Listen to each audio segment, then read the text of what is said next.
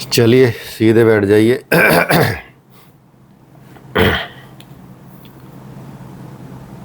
गुरु मंत्र बोलेंगे।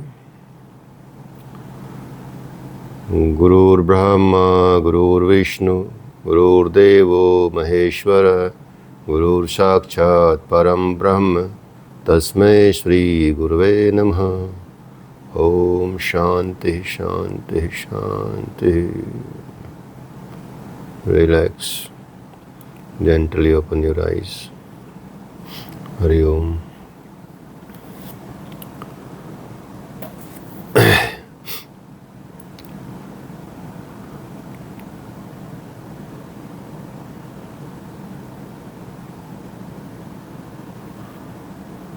Fundamental of योग सब्जेक्ट में आपका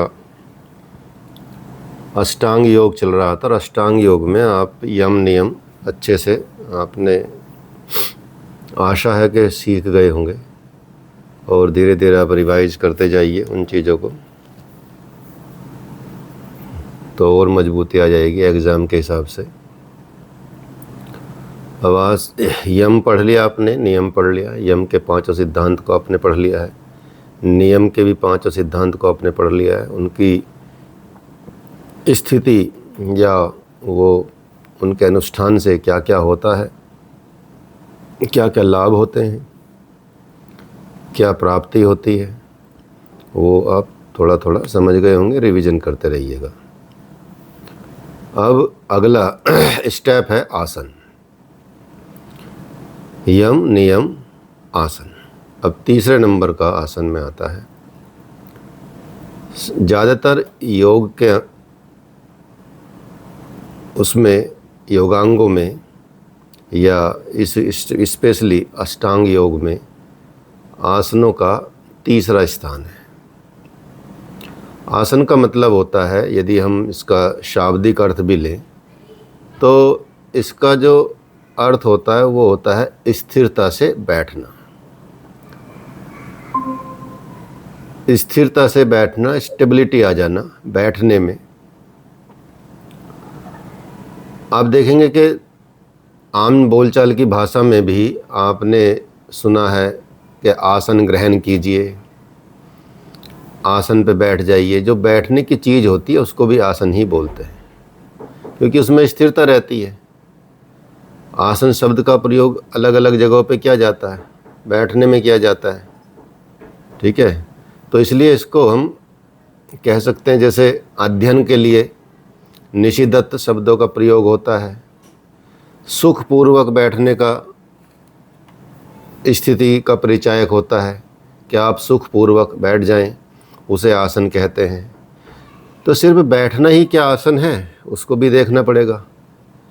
बेसिकली योग जो सिद्ध होता है, चलते फिरते तो सिद्ध होगा नहीं, योग दौड़ते भागते तो सिद्ध होगा नहीं, लेकिन आपको अपने शरीर को कितनी देर बैठाना है, कितने समय तक आप सुखपूर्वक बैठ सकते हैं, कितने समय तक आप स्थिरता से बैठ सकते हैं, उसकी दृढ़ता लानी पड़ती है। और आसन की केवल ऐसा नहीं है कि आसन सिर्फ शारीरिक क्रिया है।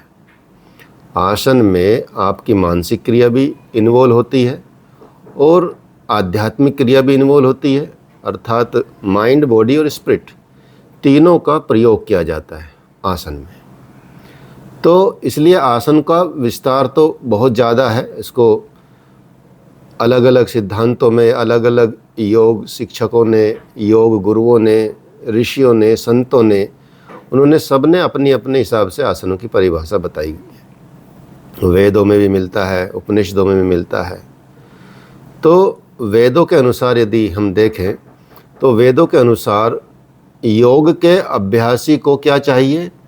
स्थिरता के साथ बैठना, अर्थात किसी एक ऐसी स्थिति में बैठना चाहिए जिस अवस्था में वह व्यक्ति एक प्रहर का मतलब होता है 3 घंटे, 3 घंटे तक बिना कष्ट के निश्चल बैठा रह जाए, हिले ना, बिल्कुल भी हिले ना, डुले ना, और उसके शरीर में कोई कष्ट भी ना हो। ऐसा नहीं कि कमर में दर्द होने लगा, घुटने दुखने लगे, हाथ रखे रखे दुख गए, गर्दन दुख गई, स्पाइन दुख गई, या कहीं और चित्त में, मन में विचलन पैदा हो गया, मानसिक स्तर थोड़ा सा डगमगा गया।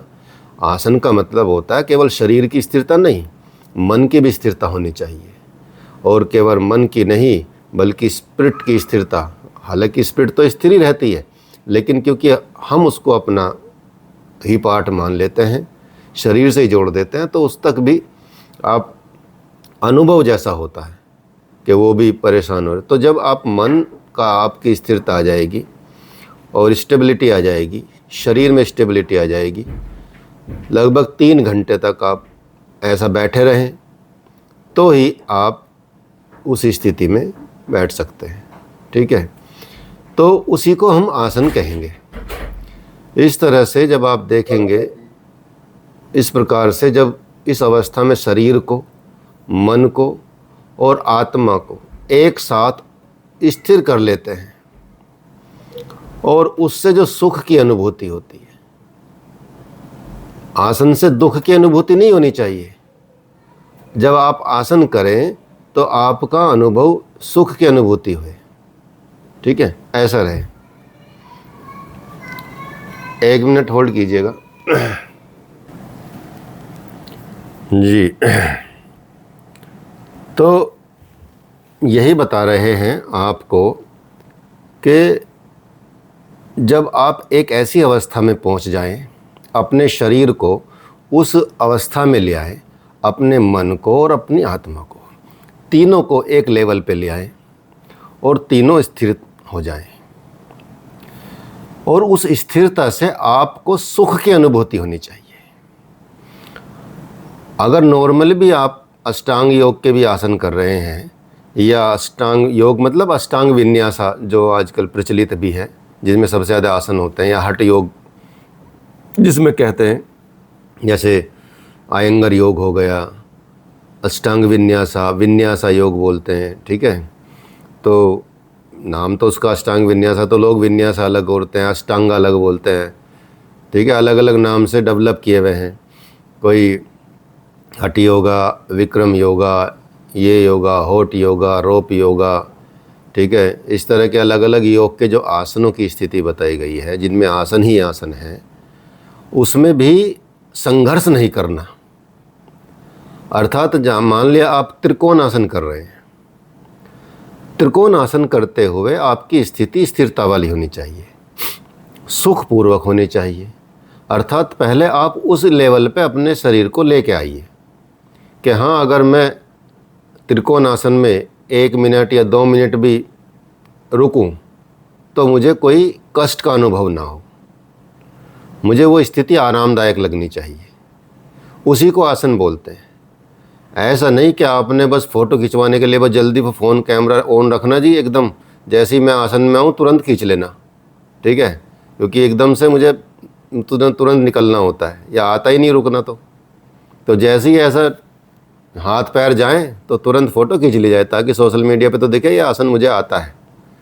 ठीक है, अब कैमरे में कोई पता चल रहा कि भाई इसके बेचारे से पास रुका नहीं जाता, जुगाड़ से किया है। ठीक है, तो वो स्थिति आसन नहीं है।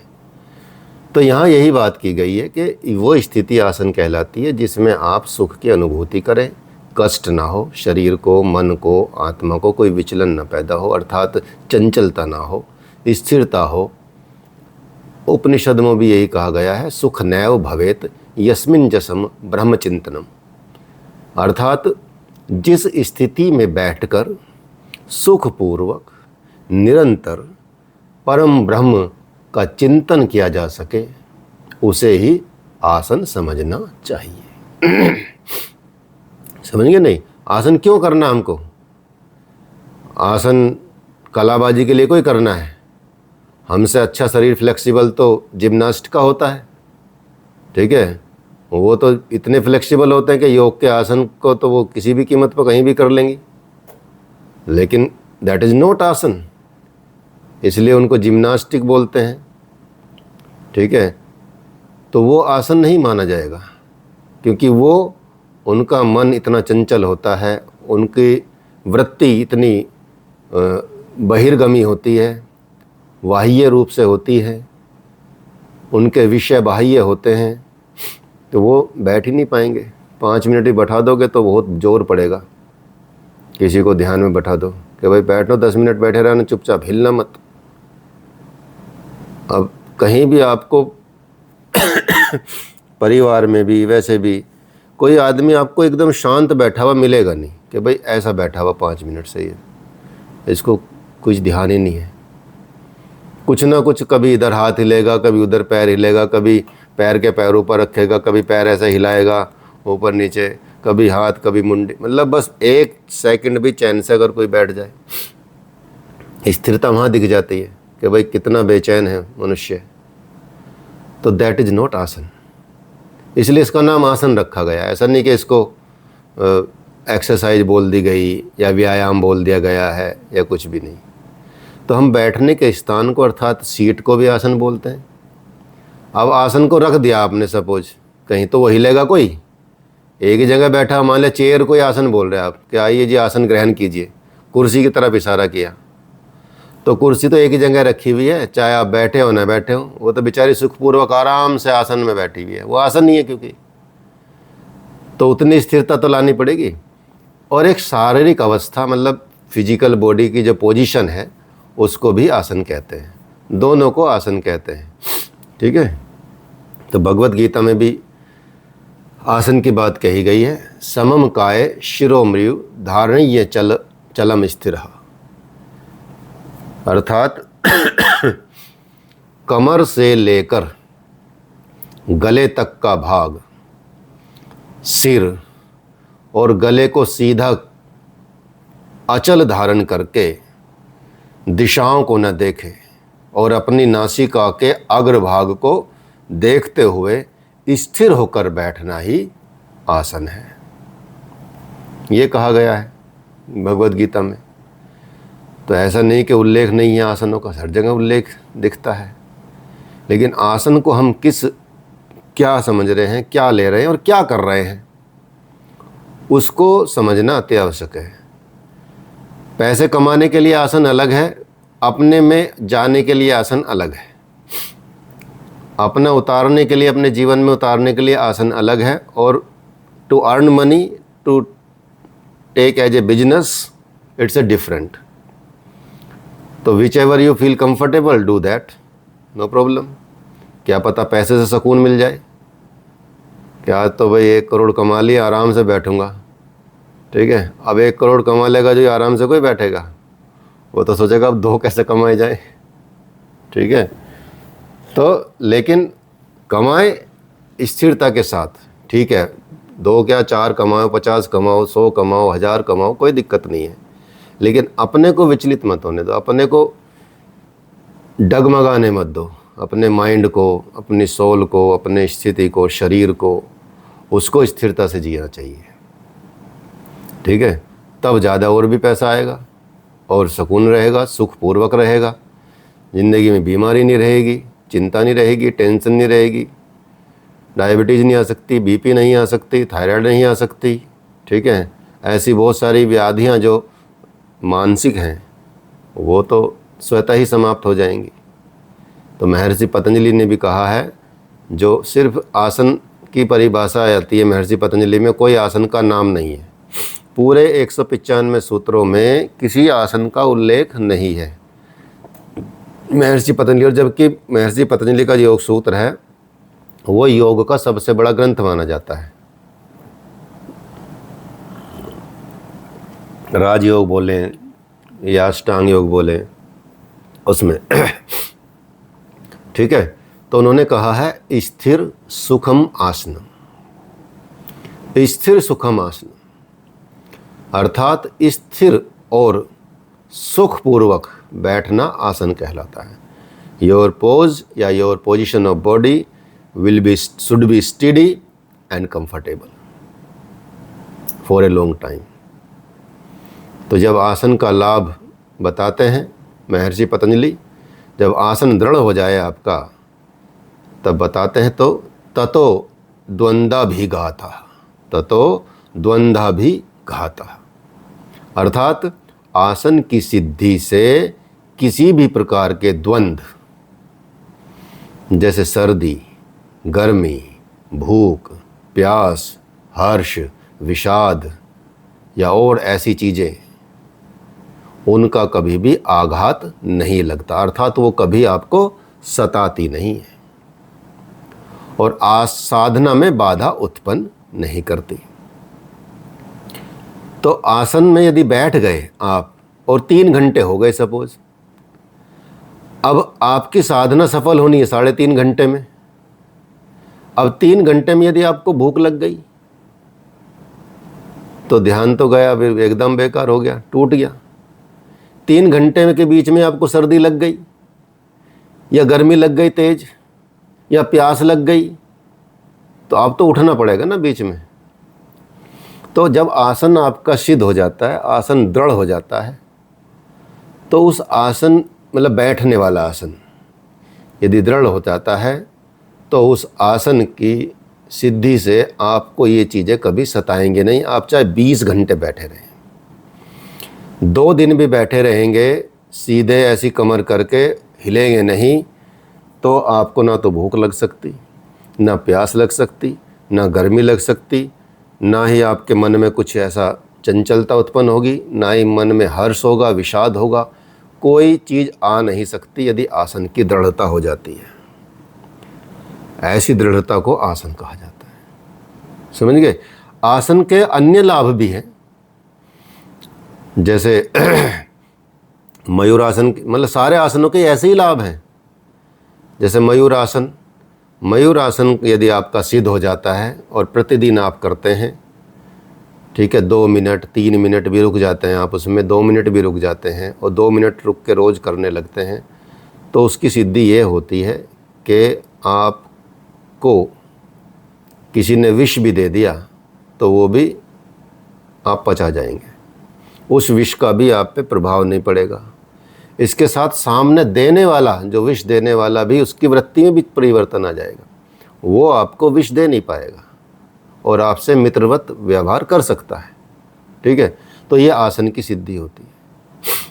ऐसी बहुत सारे आसनों की सिद्धि है, गर्भासन की सिद्धि है, ठीक है, सिद्धासन की सिद्धि है। सारे आसनों की ऐसी ही अपनी अपनी सिद्धियां हैं।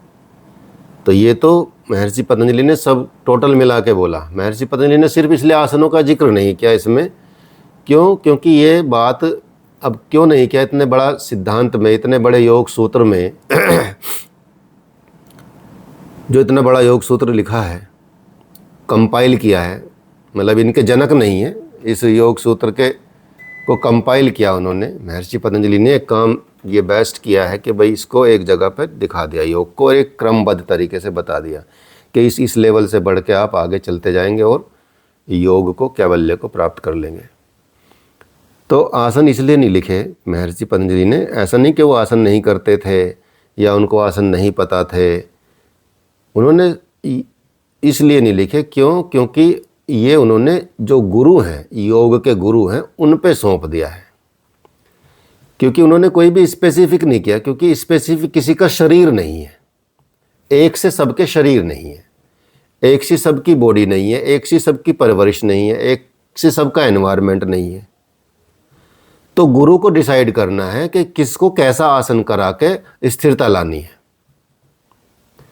तो ये गुरु पे सौंप दिया गया कि गुरु ही डिसाइड करेगा कि सामने शिष्य है, उस शिष्य को स्थिरता में लाना है, तो उसकी बॉडी के हिसाब से, उसके नेचर के हिसाब से, प्रकृति के हिसाब से, मौसम के हिसाब से, स्थान विशेष के हिसाब से, क्षेत्र के हिसाब से उसको कौन से आसन सही रहेंगे। अब उन आसन को करा के वो उसमें स्थिरता लाए, ये गुरु पे सौंपा। इसलिए जिन आसनों से, कितनी बड़ा ग्रंथ है हठ योग प्रदीपिका, स्वामी स्वात्माराम और मच्छेंद्रनाथ गोरखनाथ परंपरा से जो आया है, वहाँ से जो ग्रंथ आए हैं, मतलब वहाँ से जो आया, उसमें कुल 15 आसनों का उल्लेख है कि 15 आसन करो पूरा योग प्राप्त होगा। घेरण संहिता में 30-35 आसन है, उनका उल्लेख है कि उतना करो। कहीं 84 आसनों का उल्लेख है, कहीं सिर्फ 4 आसनों का उल्लेख है। ठीक है, तो ऐसे अलग अलग शास्त्रों में अलग अलग उल्लेख हैं आसनों के। तो उन आसनों का मतलब यही है कि शिक्षक पे छोड़ा गया कि वो अपना हठ योग को ध्यान में रखे और उसके अनुसार आसन कराए। हमको तो ये चाहिए स्थिरम सुखम आसनम, तब उसको आसन माना जाएगा। अब शरीर को उस तरह से फ्लेक्सिबल बनाए, उस तरह से स्ट्रॉन्ग बनाए, उस तरह से मजबूत बनाए और इसी स्थिति पर ले आए, तो ये सिद्धि लानी होती है, क्योंकि अंततः आपको बैठना है। तो ये है आसन, समझ गए।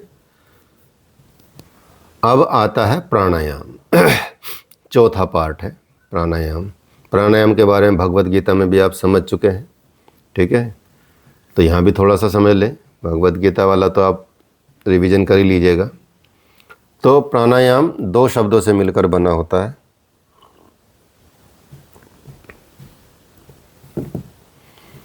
प्राण प्लस आयाम। प्राण का मतलब होता है वो शक्ति जो पूरे ब्रह्मांड में व्याप्त है। प्राण का मतलब इनहेल एक्सेल ही नहीं होता, वायु नहीं होता, ठीक है। तो प्राण का मतलब होता है वो शक्ति जो समस्त ब्रह्मांड में व्याप्त है, और जो समस्त ब्रह्मांड में व्याप्त है वो है एक जीवन शक्ति। और आयाम का मतलब होता है उसका नियंत्रण करना, उसको अनुशासित करना, उसका विस्तार करना।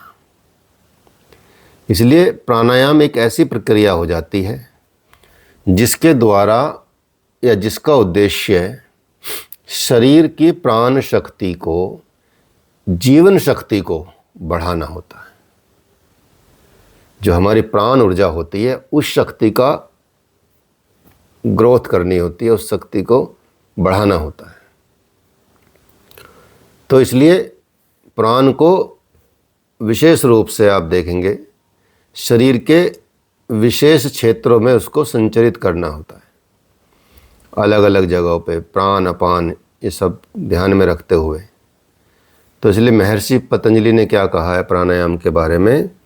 महर्षि पतंजलि ने कहा है तस्मिन् सति श्वास प्रश्वास योर गति विच्छेदः प्राणायाम। अर्थात आसन सिद्ध हो जाने पर जो श्वास प्रश्वास की गति चल रही है नॉर्मल, उसका नियमन करना, उसकी गति में विच्छेद कर देना,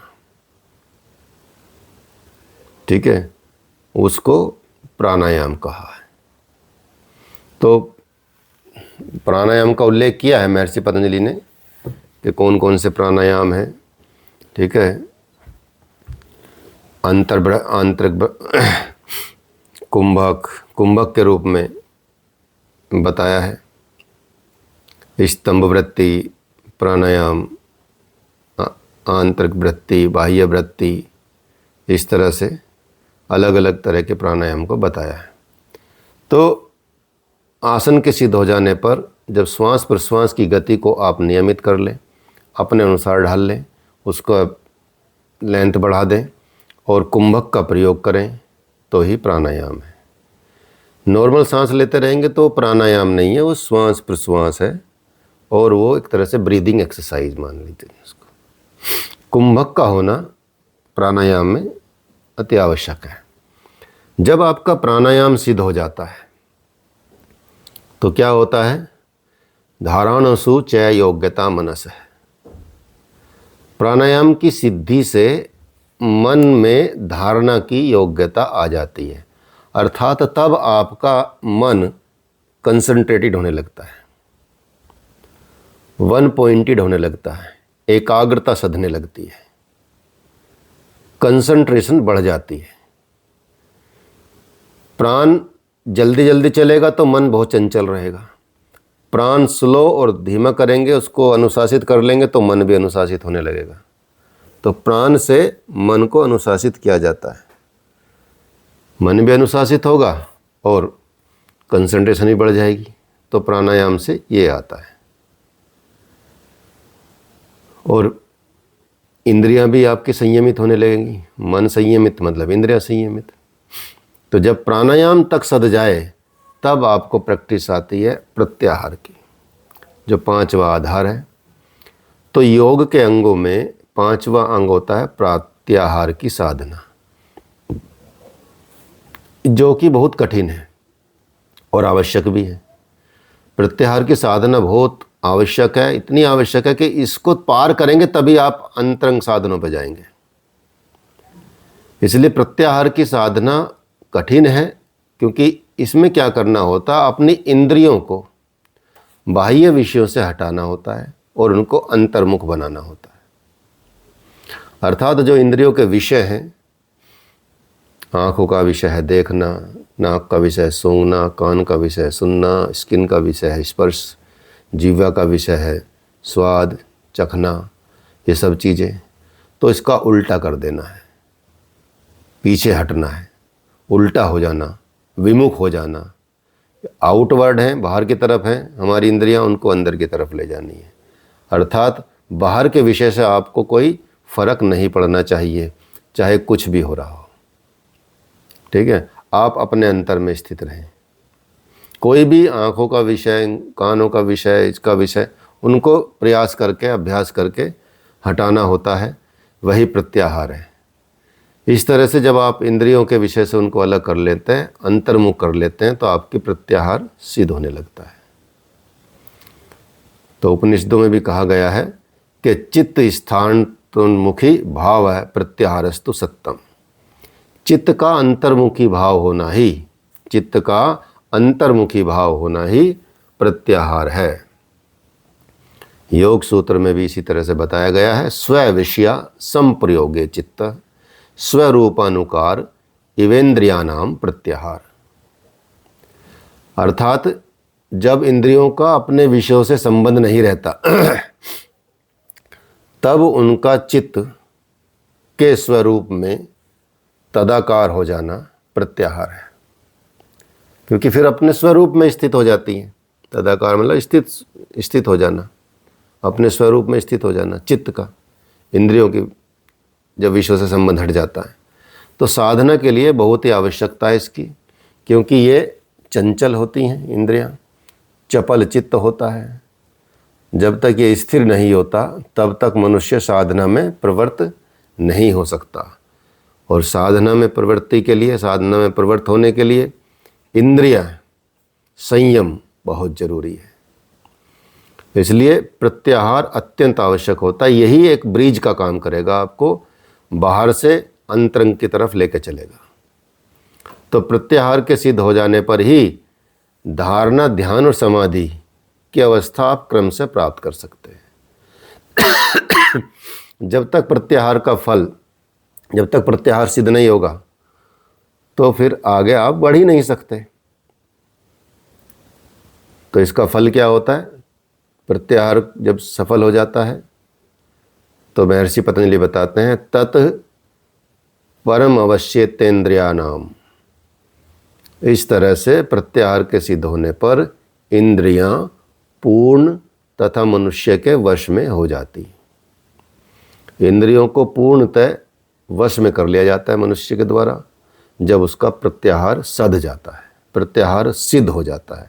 जब वो इतना अभ्यास कर लेता है, इतनी प्रैक्टिस कर लेता है, तब ये होता है। इसमें हेल्प बहुत ज़्यादा करता है प्राणायाम।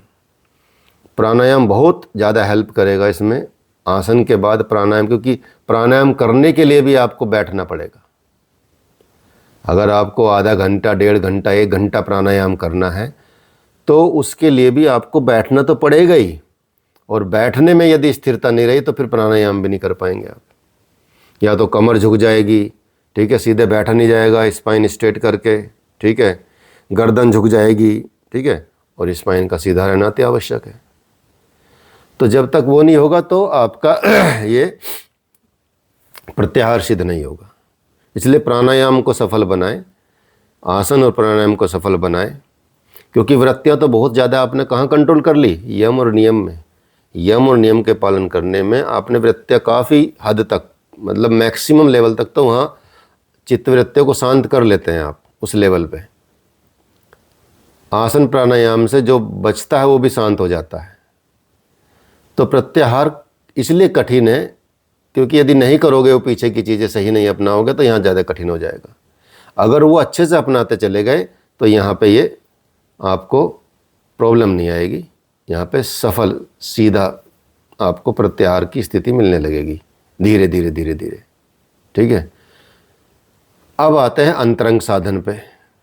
ये तो हो गए बहिरंग साधन।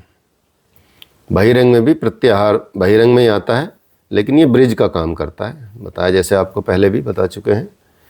तो यहाँ अंतरंग साधना में आती हैं 3 चीज़ें, 3 पार्ट जो रह गए हैं अष्टांग योग के। एक है धारणा, ध्यान, समाधि। मतलब छठा है धारणा, 7वां है ध्यान और 8वां है समाधि। तो धारणा छठा अंग है, अंतरंग साधना का पहला अंग है। अंतरंग का तो पहला हुआ, लेकिन वैसे छठा है। जब आप मन को अपना बाह्य वृत्तियों से हटा के अभ्यंतर कर लेते हैं और किसी एक स्थिति में उसको बांध देते हैं कि मैं ओम पे कंसंट्रेट करूँगा, बस सामने ओम लिखा हुआ है उस पर कंसंट्रेट करूँगा, पीछे त्रिशूल लगा हुआ है उस पर कंसंट्रेट करूँगा, भगवान शिव पे कंसंट्रेट करूँगा, गुरु पे कंसंट्रेट करूँगा, चंद्रमा पे कंसंट्रेट करूँगा, या अपने आँख बंद करके मन में अंदर ही थर्ड आई पे कंसंट्रेट करूँगा। ठीक है, तो अपने एक स्थान पे बांध लेना, एक स्थान पे धारणा कर लेना, कंसंट्रेट कर लेना। तो ये प्राणायाम के लगातार अभ्यास से, सतत अभ्यास से, प्राणायाम के सतत अभ्यास से ये धारणा की सामर्थ्य आ जाती है।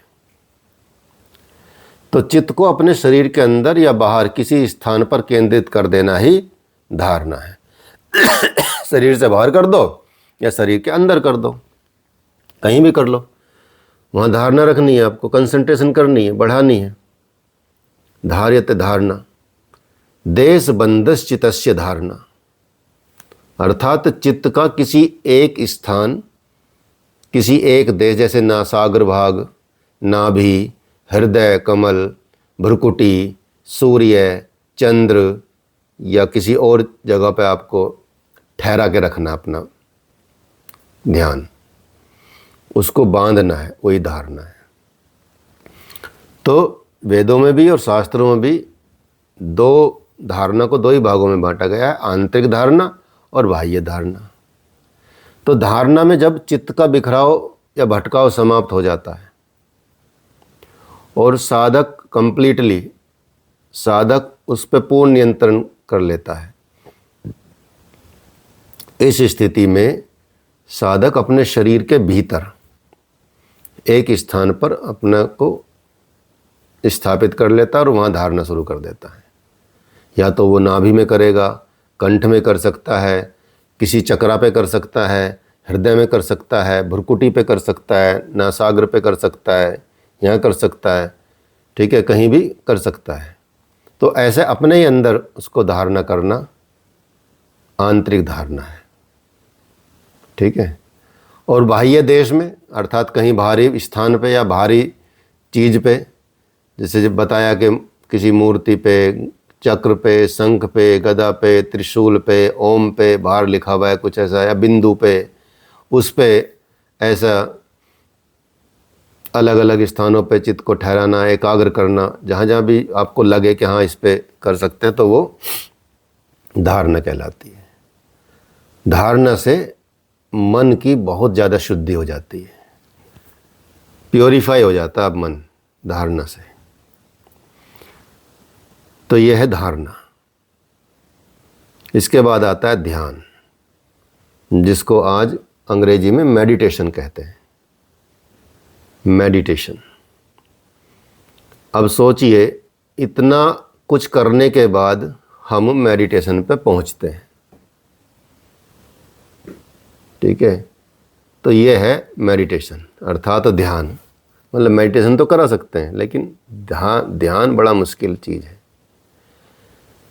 ध्येय को, जो आपने ध्येय स्थापित किया है, जो धारणा स्थापित की है, उसका निरंतर मनन करते रहना, निरंतर उस पर लगे रहना ध्यान है। ध्यान मतलब और कुछ नहीं है।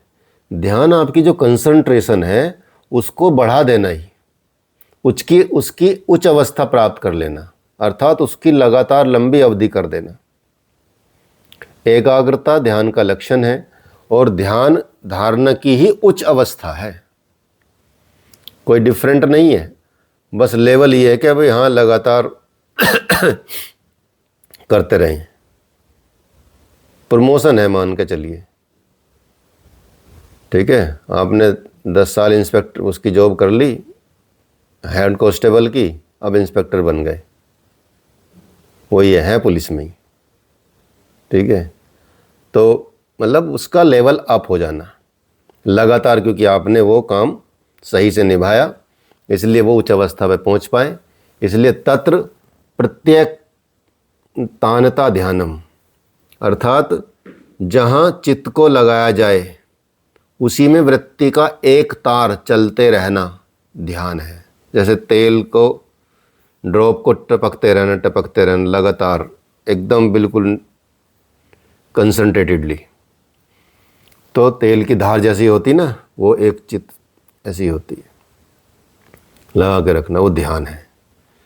एक तार से अभिप्राय का मतलब यहाँ है कि उसका जो ध्येय का आलंबन है, जो ध्येय वाली स्थिति है, वृत्ति का लगातार उसमें चलते रहना, उसी वृत्ति का एक, बीच में कुछ नहीं आना चाहिए, बीच में कोई भी चीज़ डिस्टर्ब ना करे आपको, वही ध्यान है।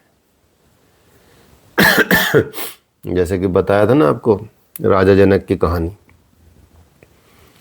राजा जनक के दरबार में पहुँचे कि भाई आपका ऐसा इतना आप विधेय कहे जाते हैं, आपने इसकी स्थिति कैसे प्राप्त की? आप इतने सारे कामों में रहते हैं, आपने इतना ध्यान भजन करने लगे और इतना स्थिति प्राप्त कर लिया आपने, तो कैसे हुआ? उनके वो बाद में बताएंगे, पहले आप शहर घूम के आओ, और शहर में बड़ी सजावट हुई है, मेला लगा है, ये है वो है, और पकड़ा दिया एक दिया जलता हुआ कि भाई ये नहीं बुझना चाहिए, बस 4 सैनिक तुम्हारे साथ हैं, ज़रा सा भी तेल छलका तो तुम्हारी गर्दन सर से अलग। ठीक है, उनका ठीक है चले जाते हैं। पूरा शहर घूम के आ गए वो। अब उन्होंने पूछा कि भाई ज़रा बताओ क्या क्या देखा? उनका देखा, मैं इसके अलावा कोई देख ही नहीं पाया। हिलता तो मैं मरता एकदम, कि मैंने तो एक भी कुछ देखा ही नहीं है। तो वो तो डर में अवस्था ऐसी थी, यहाँ प्रभु के चिंतन में ऐसी अवस्था होनी चाहिए। तो मतलब कुछ दिखेगा नहीं ना, ऐसा है, वो है ध्यान। तो ध्यान धारणा में चित्त को किसी एक स्थान पर ठहराया जाता है या चित्त को स्थिर किया जाता है, और जब चित्त स्थिर एक स्थान पर हो जाता है, निरंतर उसी में स्थिर रहे, उसी को ध्यान कहते हैं। कंसंट्रेशन और ध्यान में यही अंतर है बस, वो कुछ टाइम के लिए और ये लंबे टाइम के लिए, और ज़्यादा कोई फर्क नहीं है। ठीक है, ये दृढ़ होता जाएगा, विचारों का प्रवाह ध्यान में बंद हो जाता है, वृत्ति का प्रवाह सिर्फ एक लक्ष्य मात्र ध्यान में रहता है कि हाँ ये इस लक्ष्य पे मुझे ध्यान रखना है। ठीक है, कोई और वृत्ति नहीं उठती, धारणा से मन की शुद्धि हो जाती है और ध्यान की स्थिति मैंपन का सुधार होने लगता है, अर्थात जो अहंकार तत्व है वो समाप्त होने लगता है, धीरे धीरे अहम भाव समाप्त हो जाता है। अहम भाव समाप्त होते ही जैसे ही आपको लगेगा कि मैं तो वही मैं नहीं हूँ, मैं तो शुद्ध चेतन आत्मा परमात्मा हूँ, तो जैसी इस तरह की अवस्था आने लगती है, वो अवस्था लंबी हो जाती है ध्यान वाली, और ध्यान वाली अवस्था जैसी लंबी हुई तो समाधि प्रकट हो जाती है। जैसे कि ध्यान प्रकट हो जाता है, आपने शुरुआत की कंसंट्रेशन से, कंसंट्रेशन बढ़ गया तो प्रकट हो गया ध्यान, और ध्यान बढ़ गया तो प्रकट होगी समाधि, स्वतः ही प्रकट हो जाती है, करने की आवश्यकता नहीं है। करोगे तो कर नहीं पाओगे, कोई गाइड कर ले तो करा दे आपको, वो भी उसी टाइम के लिए, उसके अलग लाभ हैं और ये तो अलग ही लाभ हैं इसके। तो 8वां स्थान आता है समाधि, 8वां अंग, योग का 8वां अंग है समाधि, ये अंतिम अंग है। योग समाधि पर आकर ही, ये अष्टांग योग समाधि पर आकर कंप्लीट हो जाता है। अर्थात पहले जो हमने 7 अंग बताए, पहले जो हमने 7 पार्ट बताए, वो इसी को लक्ष्य प्राप्ति के लिए है, समाधि की। हमको समाधि का लक्ष्य प्राप्त करना, इसलिए पहले 7 स्तर हमको अपनाने पड़ेंगे, उन पर चलना पड़ेगा, तभी आपको समाधि की प्राप्ति हो गई। तो इसलिए ध्यान की, ठीक है, अभी ओशो का भी सुन रहे थे, हमें एक दिन कुछ आ रहा था अपने आप ही, तो वो बोल रहे थे कि जिसने नशा नहीं किया, जिसने दारू नहीं पी, उसको क्या पता समाधि का, कि समाधि में कैसा जाया जाता है। ठीक है, तो ऐसा भी सिखाते हैं कि भाई नशा करने से भी समाधि में पहुंच जाता है इंसान, वो स्थिति होती है। तो ऐसा नहीं है। इसलिए ध्यान की उच्चतम अवस्था, जिसमें जो ज्ञाता होता और ज्ञेय द्वैत भाव समाप्त हो जाता है, मतलब जानने वाला और जिसको जानना है वो एक हो जाए, उसमें अंतर खत्म हो जाए, तो वही समाधि है। एक ही भाषा है, उसकी प्रतीति रहती है, उस अवस्था को समाधि कहते हैं। ठीक है, ध्याता का अपना स्वरूप तो शून्य हो जाता है, केवल ध्येय थोड़ा सा उसको आभास रहता है। फिर इसके भी अलग अलग रूप हैं समाधि के भी। तो इसलिए महर्षि पतंजलि ने कहा है, तदैव अर्थमात्र निर्भाषम स्वरूप शून्य में समाधि। चित्त जिसका ध्यान कर रहा हो, उसका स्वरूप शून्य होकर जब केवल ध्येय मात्र की प्रतीति हो, ऐसी स्थिति समाधि है। इसलिए अष्टांग योग में समाधि का विशेष स्थान है।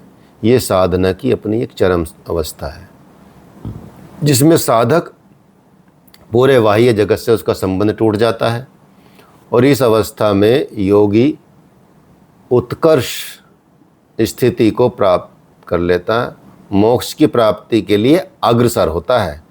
इसमें यह नहीं बताया है कि मोक्ष प्राप्त हो जाता है। अब मोक्ष की प्राप्ति के लिए आपके अंदर योग्यता आ गई है, नाउ यू आर एलिजिबल। ठीक है, ऐसा बताया गया है।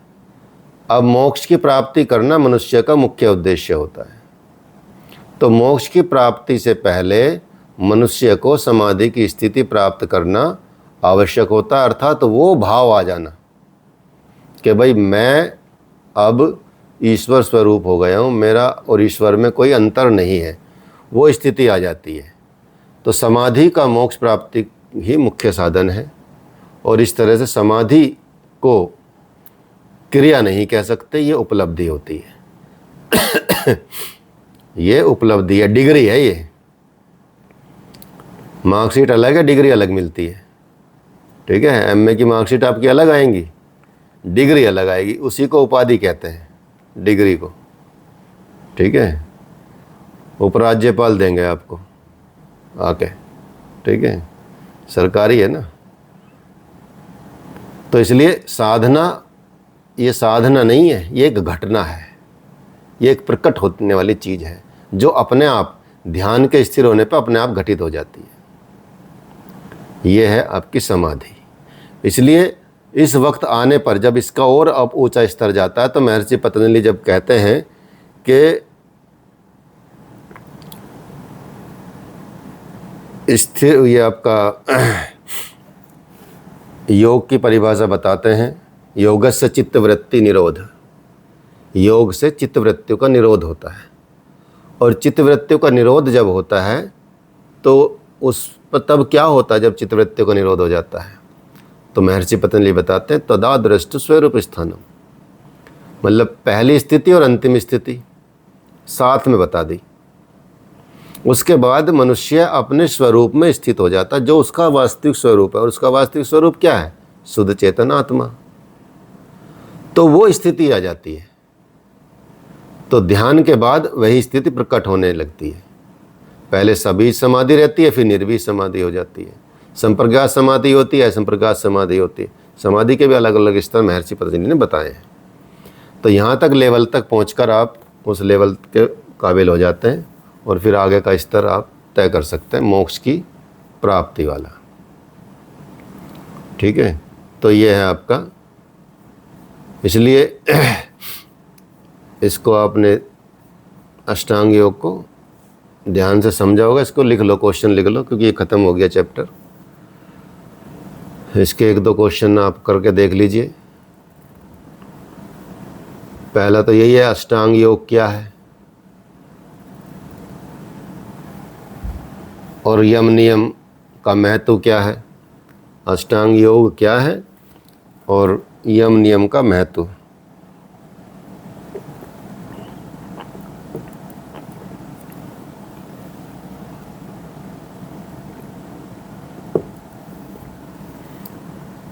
अष्टांग योग में बहिरंग पक्ष का विस्तार से वर्णन कीजिए।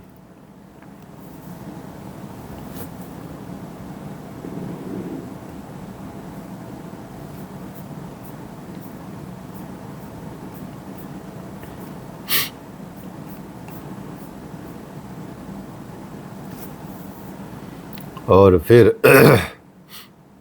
अंतरंग का भी, अंतरंग पक्ष का भी वर्णन कीजिए। अष्टांग योग में अंतरंग पक्ष क्या है उनका भी वर्णन कीजिए।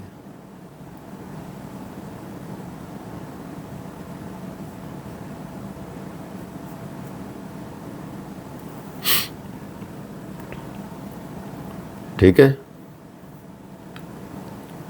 तो ये हो गया आपका अष्टांग योग। चलिए, अब नेक्स्ट टॉपिक आपका रहेगा हठ योग। हठ योग क्या है? ठीक है, तो आज ही शुरू करें या कुछ प्रश्न हो तो पूछ सकते हैं? ठीक है, प्रश्न कर लेते हैं अगली कक्षा में। हाँ ठीक है, अगली कक्षा में कर लेते हैं। प्रश्न कर लो, अपनी जिज्ञासाएं शांत कर लो, अगर हम कर पाए तो। आप कर सकते हैं। तो हमने 8 अंग जो बोले ये जी अष्टांग जी, और ये सारे स्टेप्स हैं, मतलब पहले वाला नहीं होगा तो आगे वाला सिद्ध नहीं हो सकता, है ना? हाँ, तो सीधा समाधि तो कोई कर नहीं सकता, पहले सारा करना पड़ेगा। समाधि क्या ध्यान भी नहीं कर सकता सीधा? ध्यान भी नहीं रख सकता। जो ध्यान की अवस्था उसमें भी सीधा नहीं जा सकता व्यक्ति। तो हम अगर अपने जीवन में यम नियम वगैरह ये सब फॉलो नहीं करते हैं अगर, हाँ तो इसमें हमारे आसन प्राणायाम भी सक्सेसफुल नहीं होंगे, ऐसा बोल सकते हैं? हाँ, बिल्कुल बोल सकते हैं, क्योंकि देखो मन शांत होगा तो आसन में भी मन लगेगा। आसन भी तो मन से ही होते हैं ना। ठीक है, एक मन का आलस्य बताया, स्त्यान बोला है एक उसमें, मन के अंतरायों में, कि योग में जो बाधक चीज़ें होती हैं मन के अंतराय होते हैं 9, उसमें स्त्यान बोला। स्त्यान का मतलब है मन का आलस। तो मन का आलस ही आपका ऐसा रहेगा तो वो भी नहीं उतर पाएगा। इसीलिए हठ योग को दिया गया। हठ योग में यम नियम नहीं है, क्योंकि ये यम नियम पालन करना स्पेशली गृहस्थ में, समाज में, संसार में रहते हुए व्यक्तियों के लिए आसान नहीं है, मतलब बड़ा मुश्किल होता है। तो उनके लिए बताया गया कि आप पहले इनको छोड़ दो, पहले आप शरीर शुद्धि से काम शुरुआत करो। पहले आप अपने को स्वच्छ करना सीख लो। आपका सटकर्म करो जिससे आपकी बॉडी स्वच्छ होए। जब बॉडी स्वच्छ होएगी तो हल्की होएगी, भारीपन ख़त्म हो जाएगा शरीर का। ठीक है, और उसमें भोजन की व्यवस्था बताई गई है, कैसा भोजन करना, कैसा नहीं करना है। ठीक है, जब आपका भोजन सात्विक तक तरफ बढ़ जाएगा, आपका शरीर स्वच्छ हो जाएगा, तो आपका शरीर हल्का हो जाएगा। हल्के शरीर से आसन करना बड़ा आसान हो जाता है, बहुत अच्छा लगेगा आपको। सुबह सुबह हल्का शरीर रहेगा, स्वच्छ रहेगा, तो आप में अपने आप ही स्फूर्ति और एनर्जी बढ़ जाएगी। खाना खाते ही आलस ज़्यादा आने लगता है, सोने का मन करता है, क्योंकि हम एक तो इतना खा लेते हैं, पहली बात पूरा भर के खाते हैं पेट। ठीक है, तो वो आलस्य लाता है शरीर में, फिजिकल आलस को बढ़ाता है।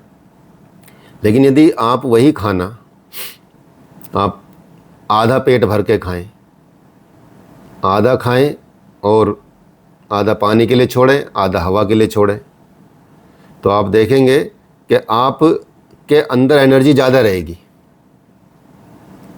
शक्ति ज़्यादा रहेगी, अच्छे से वो पच पाएगा, अच्छे से वो एब्जॉर्ब हो पाएगा, अच्छे से उसका सप्त धातु बन पाएंगी, रस, रक्त, मांस, मेद, मस्थि, मज्जा, वीर्य, इन सब की सप्त धातुओं का विस्तार अच्छे से हो पाएगा, एब्जॉर्वेशन अच्छे से हो पाएगा, पूरे न्यूट्रिशंस प्राप्त हो पाएंगे, ठीक है। और पूरा आपका सप्त धातु सम दोष भी रहेंगे आपके, अधिकतर वात पित्त कफ की भी ज़्यादा समस्या नहीं रहेगी।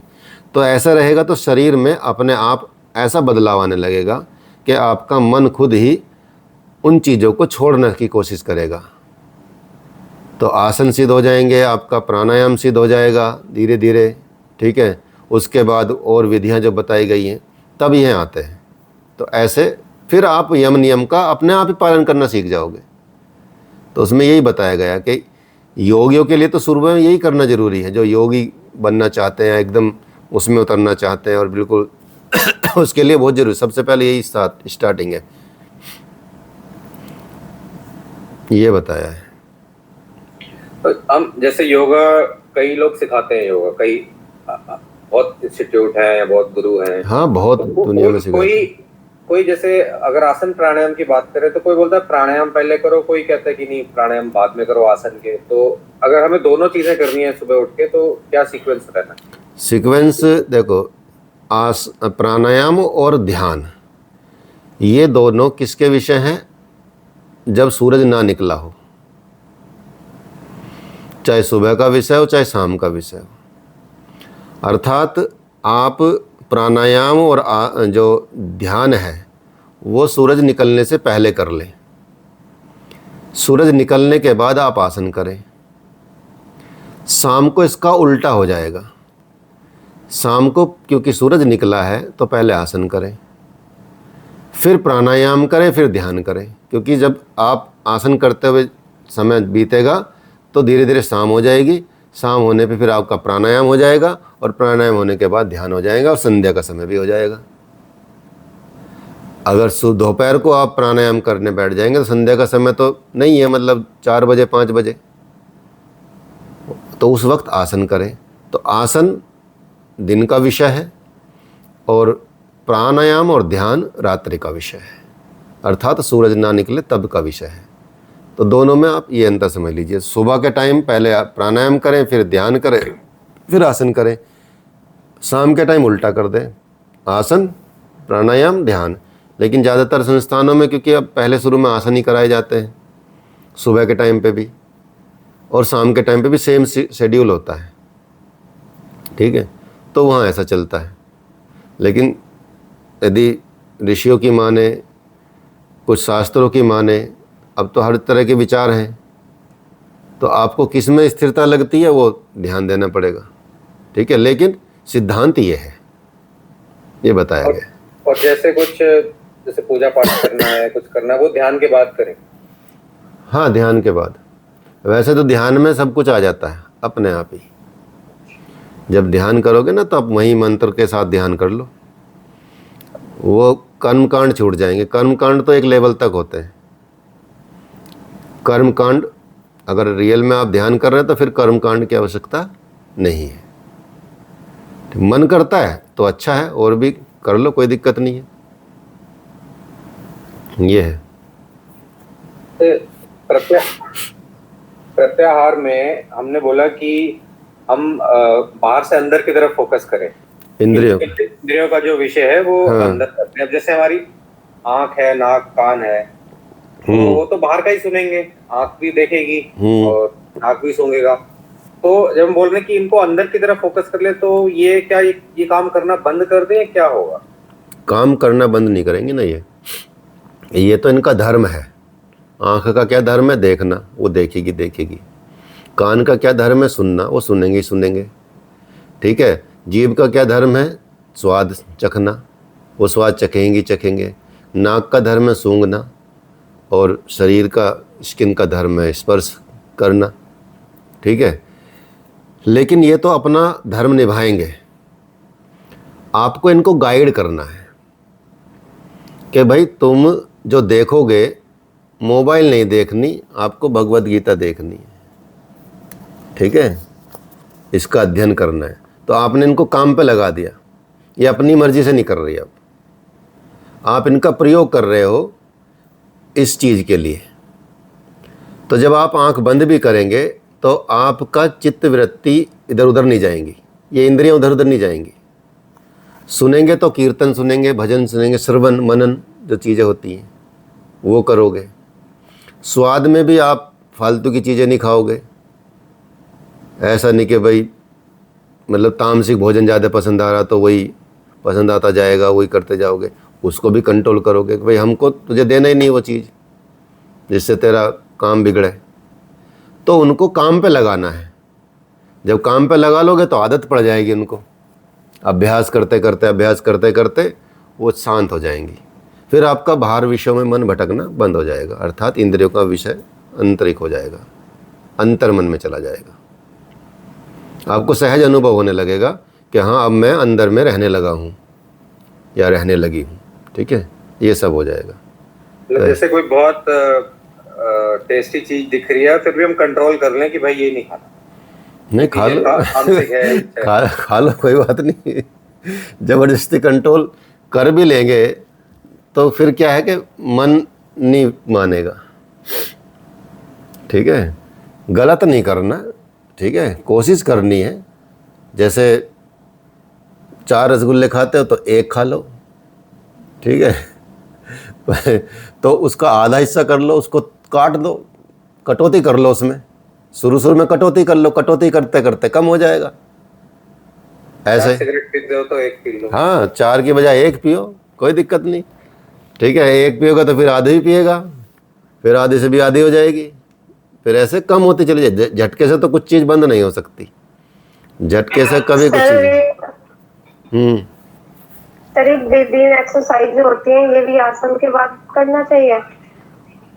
ब्रीदिंग एक्सरसाइज हम बताते नहीं, हम प्राणायाम बताते हैं। तो ये अनुलोम तो ब्रीदिंग नहीं है। हाँ, तो वो प्राणायाम की तरह करो, ब्रीदिंग एक्सरसाइज की तरह मत करो, ठीक है। तो सर ये उदर श्वासन बताया था आपने, ये प्राणायाम है या? हाँ, प्राणायाम ही है। उसका ये कह सकते हैं कि ये पहली स्थिति है कि आपको सांस लेना सीख जाएं। कई लोग उल्टा सांस लेते हैं, इनहेल करेंगे तो पेट अंदर चला जाएगा, एक्सेल करेंगे तो पेट बाहर आ जाएगा, ऐसा उल्टा करते हैं कई लोग, ठीक है। उनको स्थिति पे लाने के लिए ये प्राणायाम बताए गए हैं। उदर श्वसन, यौगिक श्वसन बोलते हैं उसको। यौगिक श्वसन में तीनों इंक्लूड रहते हैं, उदर श्वसन, वक्ष श्वसन, गर्दन श्वसन, तीनों कंबाइन कर देंगे तो यौगिक श्वसन। तो पहले उसको इसलिए प्रयास किया जाता है कि आप पहले सांस लेना तो सीख जाएं। सांस को कैसे लेना है, किस तरह से पेट चलना चाहिए, किस तरह से आपका ये श्वसन होना चाहिए, वो बताया जाता। तो जब वो सिद्ध हो जाएगा, अर्थात वो सीख जाओगे, तब आगे बढ़ सकते हैं। ये प्रारंभिक स्थिति मान के चलिए इसको। सर ये रोज करना चाहिए? हाँ, जब तक आपको ये आता नहीं कि भाई हाँ मुझे सांस लेना आ गया ढंग से, तो फिर इसको तो छोड़ दीजिए, आगे प्राणायाम पे जाइए, फिर नाड़ी शोधन पे जाइए सीधा, ठीक है। नाड़ी शोधन में ही अनुलोम विलोम आ जाता है लेकिन वो प्राणायाम की तरह करें, एक्सरसाइज की तरह न करें, ठीक है। जिसको किसी को योग नहीं आता उसके लिए एक्सरसाइज की तरह ज़रूरी है करना, उसके लिए तो कम से कम उतना फ़ायदा होगा। लेकिन क्योंकि आप योग के छात्र हैं तो आपको वो सलाह नहीं दी जा सकती, आपको कायदे की सलाह दी जा सकती है, ठीक है। क्योंकि आप तो कर रहे हैं ना, योग सीख रहे हैं, MA कर रहे हैं, डिग्री कोर्स है, मास्टर इन योग है उसका नाम, ठीक है। ये अपने आप में बहुत बड़ी डिग्री होती है, मास्टर इन योग, या मास्टर जो भी मतलब पोस्ट ग्रेजुएट इसको बोलते हैं। तो इसके छात्र भी यदि प्राणायाम न करके ब्रीदिंग एक्सरसाइज करेंगे तो फिर योग में मास्टर कहाँ से हो जाएंगे, ठीक है। तो इसलिए आप दूसरों को करा दो, बाबा रामदेव जैसे कराते हैं, दूसरों को कराते हैं, उनको वो डिग्री को ही करा रहे हैं, वो एक्सरसाइज तो करा रहे हैं, उससे लोगों को लाभ हो रहा, आपको भी लाभ होगा बहुत ज़्यादा, और ज़्यादा लाभ होंगे, आपके आध्यात्मिक लाभ भी होंगे, उनके तो शारीरिक लाभ हो रहे हैं, उससे शारीरिक लाभ होते हैं, ऐसा नहीं कि उससे लाभ नहीं होते, लेकिन वो उसके लिए ज़रूरी है कि भाई कुछ नहीं करते, कहाँ न यम नियम में पढ़ेंगे, कहाँ यौगिक श्वसन में पढ़ेंगे, कहाँ नाड़ी शोधन में पढ़ेंगे। आप सीधा अनुलोम विलोम करो, कपालभाति करो, भस्त्रिका करो, भ्रमरी करो, ऐसे वो सारा चीज़ें करा देते हैं। तो कम से कम इंसान हिलता डुलता है, शरीर को हिलाता डुलाता है, सांस लेता छोड़ता है, तो उससे उसकी काफ़ी व्याधियाँ वैसी ही ख़त्म हो जाती हैं। क्योंकि योग तो बीमारी के लिए नहीं है ना, बीमारी तो अपने आप ही ख़त्म हो जाती है योग करने शुरू करते हैं तो। ठीक है। जैसे अगर शाम को मान लो आसन करना है या कुछ व्यायाम वगैरह करना है, तो कितनी देर पहले खाना खाना चाहिए उसको? मिनिमम 3 घंटे पहले। 3 घंटे का गैप? 3 घंटे का मिनिमम गैप होना चाहिए। और बीच में कुछ लिक्विड ले सकते हो, जैसे जूस हो गया, पानी हो गया। किसी को चाय कॉफ़ी की आदत है तो चाय कॉफ़ी ले सकता है। किसी को मान ले चक्कर ही आते हैं तो वो चाय के साथ एक बिस्किट ले सकता है। लेकिन कोशिश करें कि वो खाली पेट हो। आसन जहाँ करें वो स्वच्छ प्लेस हो, एकदम क्लीन एयरी प्लेस हो। आपका आसन या मैट एकदम स्वच्छ हो। उसको चाहे एक टॉवल आता है, मैट टॉवल, उसको प्रयोग करें। ठीक है। और स्वच्छ शरीर के साथ नहा के भी कर सकते हैं, अच्छे से नहा धो के, ढीले कपड़े पहन के अच्छे से उनको अब करें। एक पूजा की तरह लें इस चीज़ को भी, तो आपको अच्छा लगेगा। ठीक है। सर शाम को भी सुबह को मिलकर